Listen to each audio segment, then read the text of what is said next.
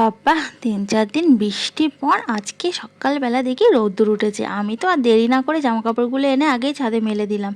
তারপরে অনেক জামাকাপড় ছিল, সেগুলো আগে ভিজিয়ে দিলাম।